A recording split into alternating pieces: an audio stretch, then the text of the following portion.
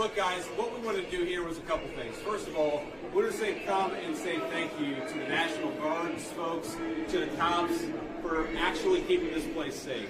If you look at what's happened in Washington, D.C. in just the past 9 days, we've seen a 35% reduction in violent crime. We've seen over a 50% reduction in robberies.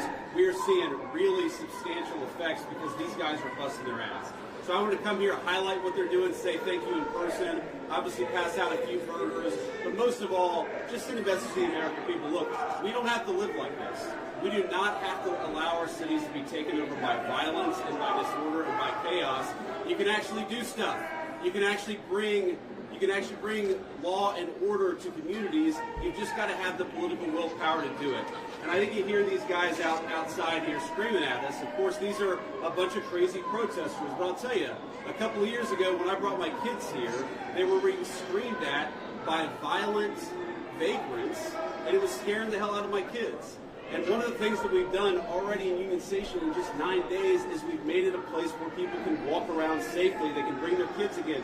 They can see this beautiful monument, the architecture. They can have a meal with their friends and their loved ones because, again, we brought some law and order back to Washington, D.C. So I want to thank Pete Hegseth and Stephen Miller. I want to thank all the people, the guardsmen here and the police officers who worked very hard. And I know that we've traded now some violent, crazy people who are screaming at kids with a few crazy liberals who are screaming at the vice president. But I think that's a very worthwhile trade to make because we want our people to be able to enjoy our beautiful cities. And the last thing I'll say is to the American people, D.C. is already safer than it was 9 days ago, but we're going to make it safer still to come. This is your city. You should feel free to come and visit here, have a meal, see all these incredible monuments, and actually enjoy yourself. And that's what we're trying to make happen. And I think that if we set a standard in Washington, D.C., that political willpower can bring some common sense, law and order back to these communities, then maybe some other communities and other cities will follow suit. So it's kind of crazy. You hear these guys outside. They appear to hate the idea that Americans can enjoy their communities. They do the fact that D.C. a week ago had a higher murder rate than Trinidad and Tobago, which the United States State Department has said you shouldn't visit because it's unsafe. We ought to be able to enjoy great American cities. That's what we're trying to do with the Trump administration. And we want to thank all of our law enforcement and National Guardsmen for making it possible. We made a lot of progress in 9 days. We're going to make a whole lot more. I'll let Pete and Stephen Miller say something, and we'll take a few questions from the reporters. So, Mr. Secretary. Thank you, Mr. Vice President. I'll just start by saying yes and amen to everything you said. The American people, the residents of D.C. deserve a safe and beautiful city. That's our mission. That's what every one of these captains, lieutenants, staff sergeants, specialists, privates, they're here because they're patriots who serve the country and believe we deserve a beautiful, safe capital. And when I talk to all of them, Stephen, we've all had a chance to talk to them, they're proud of this mission. They're proud to be a part of making sure law and order is established here in the capital. We're resourcing with everything they need, working with our law enforcement partners. So the National Guard, the Defense Department, is proud to be standing with you and the President and ensuring we have a safe capital that is beautiful, that residents can come visit. And we're committed to this mission just like the one at the southern border and in Los Angeles. Our law enforcement officers deserve to be able to do their job safely. And American citizens, putting American citizens and our country first is something President Trump has emphasized from the beginning. So thank you to these troops. I know I always liked the cheeseburger when I was in uniform, so hopefully we can deliver a few of those. It's an honor to be here with you, and also Steve, thanks for being here. Thank you. And first of all, thank you to the Vice President for bringing us here today. Thank you, Secretary, for your leadership, and most importantly, thank you to the men and women of the National Guard. I think here's the most important point. There are residents who lived in Washington, D.C. their entire lives. Their parents lived here. Their grandparents lived here. And they have lived for generations in intolerable conditions of crime and decay. There are parts of the city, I moved to the city 20 years ago. There are places where I've seen graffiti that has been untouched for 2 decades. There are homeless encampments that have made it impossible for families to use public parks and public recreation for as long as I've lived here. There are hundreds of residents of this city who are shot in street violence every single year, making it one of the most violent cities on planet Earth. And for too long, 99% of this city has been terrorized by 1% of the city. And the voices that you hear out there, those crazy communists, they have no roots, they have no connections to the city, they have no families they are raising in this city, they have no one that they are sending to school in this city, they have no jobs in this city, they have no connections to this community at all. But they're the ones who've been advocating for the 1%, the criminals, the killers, the rapists, the drug dealers. And I'm glad they're here today. Because me, Pete, and the Vice President are all going to leave here, and inspired by them, we're going to add thousands more resources to this city to get the criminals and the gang members out of here. We're going to dismantle those networks, and we're going to prove that a city can serve for the law-abiding citizens who live there. We are not going to let the communists destroy a great American city, let alone the nation's capital. And let's just also address another thing. All these demonstrators that you've seen out here in recent days, all of these elderly white hippies, they're not part of the city and never have been. And by the way, most of the citizens who live in Washington, D.C. are black. This is not a city that has had any safety for its black citizens for generations. And President Trump is the one who is fixing that with the support of the Metropolitan Police Department, the support of the National Guard, and our federal law enforcement officers. So we're going to ignore these stupid white hippies that all need to go home and take a nap because they're all over 90 years old, and we're going to get back to the business of protecting the American people and the citizens of Washington, D.C. Thank you, Stephen. A few questions. Mr. Vice President, why are troops stationed here at Union Station on the National Mall instead of areas in D.C. where crime is statistically highest? Well, if you've ever been to Union Station in the last few years with your family, you know that crime is actually extremely high right here in Union Station. You have vagrants, you have drug addicts, you have the chronically homeless, you have the mentally ill who harass, who threaten violence, who attack families, and they've done it for far too long. This should be a monument to American greatness. This should be a place where you can come and share a meal or go shopping with your family. It should not be a place where parents of small children are afraid to bring them because, to Stephen's point, we have empowered criminals over the people who actually need public safety in the city.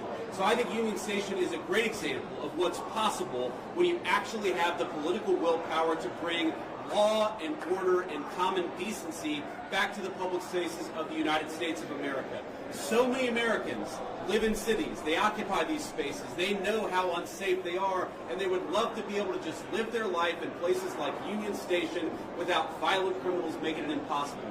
We have changed so much in 9 days, and I thought it important to highlight how great of a space this could be, how easy it could be to actually enjoy something like Union Station if you just had politicians who stopped prioritizing violent criminals over the public citizens who deserve public safety in their own communities. And to add to that real quick, we talked to a first responder before we came up here, said this is their #1 call location is Union Station for first responders. So it's not as if this is insignificant. In many ways, this is part of the epicenter. And we go to that and return it to the safe location that it should be. It also frees up resources around the city. And you've seen a majority of the arrests happening in a lot of those places that need help. Right. Were crime Will you extend past 30 days? Will you extend past 30 days, and do you think you have congressional, will Congress go along with it? Well, look, we'll ultimately let the President of the United States determine where we are after 30 days of this emergency order. I think that we're going to make a lot of progress over the next 20 days. I think that we're 9 days into this thing. But if the President of the United States thinks that he has to extend this order to ensure that people have access to public safety, then that's exactly what he'll do. If he thinks he doesn't have to do that, obviously he'll make that determination. But what we're going to do is try to empower these guys to do as good of a job as possible to bring public safety and order back to Washington, D.C. This is the national, cultural, and political capital of the world's greatest nation. And you talk to people, black, brown, white, so many of them are afraid to bring their kids into its public spaces. It's a shame. It's a blight. It actually should make every American ashamed that the world's leading superpower, our national capital, was unsafe for families to walk around at night. That is a disgrace. We don't think that it's acceptable, and thank God we have the presidential leadership to change it, and that's exactly what we're trying to do. Were crime statistics manipulated by the D.C. police? Well, I think that crime statistics all over our country were massively underreported because a lot of people would pick up the phone, they'd call somebody, they'd try to get help, and nobody would show up. If you look at wait times, at 911 response times all across our country, but certainly in Washington, D.C., they were way too long. And that wasn't because of the D.C. police. That was because there was too much crime and too few law enforcement agents on the street to bring order and decency to this city. You talk to these guys. I talked to 3 police officers earlier. I've talked to the National Guard. They are so happy that they've been empowered to do their job, which is to make American streets safe for American citizens. And I think that empowerment is going to keep on going until we make America, and D.C. in particular, a safe place again. What evidence do you have that the DOJ has? Are you going to be releasing it? I'm sorry? Are you going to be releasing evidence of this? Of what? That D.C. has a terrible crime problem? You just got to look around. Obviously, D.C. has a terrible crime problem. The Department of Justice statistics back it up. The FBI statistics back it up. Just talk to a resident of this city, this beautiful, great American city. Don't they deserve... we talk about human rights. We hear these people outside screaming, "Free D.C." Let's free D.C. from lawlessness. Let's free Washington, D.C. from one of the highest murder rates in the entire world. Let's free Washington, D.C. so that young families can walk around and feel safe and secure. That's what we're trying to free D.C. from. And as Stephen said, it's kind of bizarre that we have a bunch of old, primarily white people who are out there protesting the policies that keep people safe when they've never felt danger in their entire lives. Which cities are next? Are you going to target any other? Mr. Vice President, thank you, Mr. Vice President. What are your thoughts on the establishment media's criticisms of President Trump's push to end the Russia-Ukraine war? Well, I'll let these guys jump in. I mean, look, on the Russia-Ukraine war, we'll obviously have time to talk about that. I think the president campaigned on being a president of peace. He's already ended 6 wars. He's trying to end another. I think it's kind of disgraceful that the American media is attacking the president for trying to bring peace to the world. But most importantly, the president is trying to bring peace to the streets of our own cities. I really can't overemphasize this enough. It's the greatest country in the world. We've got moms and dads and young families. Shouldn't they be able to enjoy public spaces without vagrants taking away basic public safety from the American citizenry? The fact that it's taken so long to bring common decency and law and order back to Washington, D.C. is an indictment of a generation of failed leadership. And I hope these guys know how grateful we are that they're doing the job that so many failed to do. They're actually keeping the city safe. We're proud of you, and we're grateful to you. Polls show that a majority of D.C. residents don't support the Guard. What's your message to that? I'm sorry? Polls show that a majority of D.C. residents don't support the Guard here. So what's your message to the majority of D.C. residents? I'm highly skeptical that a majority of D.C. residents don't want their city to have better public safety and more reasonable safety standards within Washington, D.C. I don't know what poll you're talking about. Maybe the same polls that said Kamala Harris will win the popular vote by 10 points. Okay.